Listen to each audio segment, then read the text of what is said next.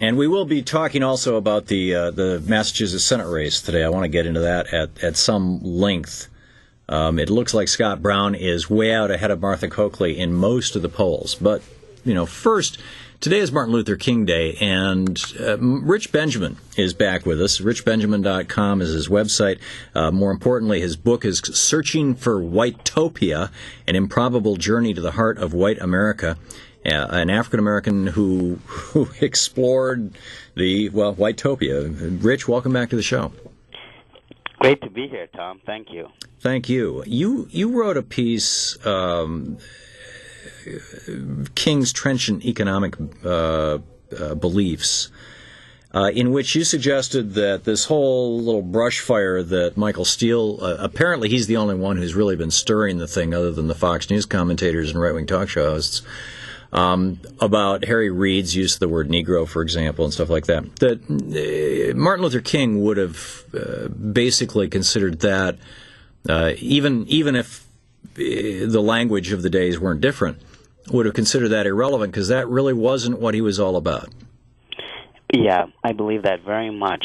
All these racial brush fires that the media focuses on, especially Fox News and that conservative echo chamber, what did Harry Reid say?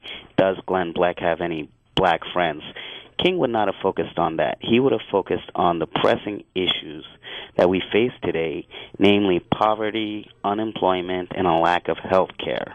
And that's what he would have been about today and cared about. Mm-hmm. Yeah, I mean, the day he was assassinated, he was there in support of the sanitation workers union. The union. He was. Or they were trying to unionize, actually, as I recall.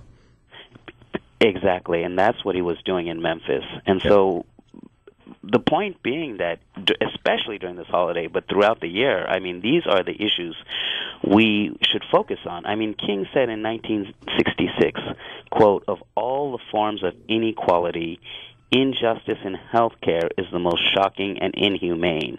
And that was really prescient. And so to this day, much of what he fought for 40 years plus ago hasn't changed much. Yeah. Well, shortly thereafter, you had Lyndon Johnson pass Medicare, which was a beginning. I mean, it was the camel's nose under the door, but it never went beyond that as it probably should have. In fact, our quote for the day is from Martin Luther King Jr. A nation that continues year after year to spend more money on military defense than on programs of social uplift is approaching spiritual death. Here's a short clip of Dr. Martin Luther King from his I Have a Dream speech. This part of it tends not to be so much played.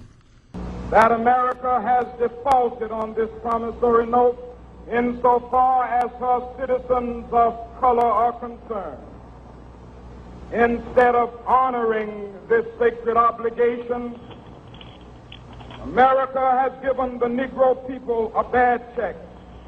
A check which has come back marked insufficient funds.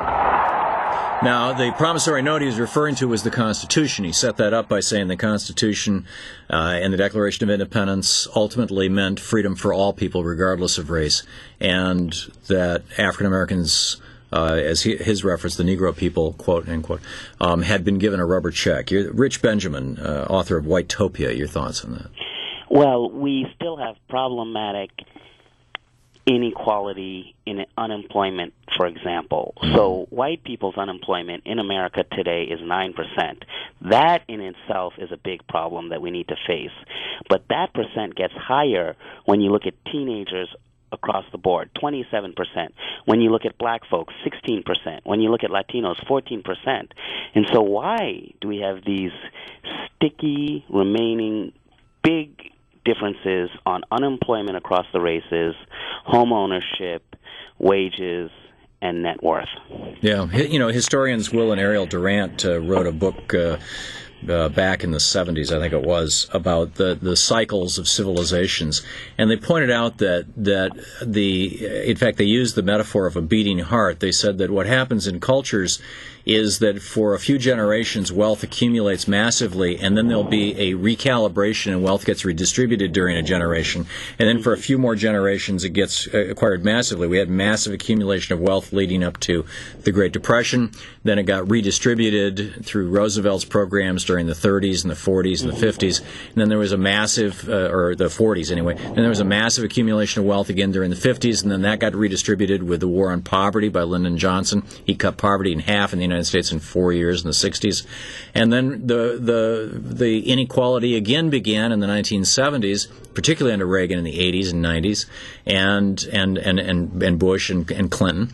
And Clinton even ended welfare as we know it, a redistribution program. And I think a lot of people expected that when President Obama came into office in 2008, we would see another one of those redistributions. In other words, we'd see a leveling of the inequality in society. So far, we haven't. What are your thoughts, Rich Benjamin, on how Martin Luther King would view the policies of the Obama administration in the minute that we have left here? I have no doubt that King would have advised Obama to go for the public option. I mean, King said clear as day that healthcare inequality is a huge injustice. But let me comment on what you said about government help. Government is an extreme and helpful buffer to hardship and a catalyst to opportunity. As you pointed out, LBJ's programs and FDR's programs helped sharply decrease poverty among older folks, especially with Social Security. So now history is in our hands. We can do the same with healthcare. We can do the same with college opportunities for young folks.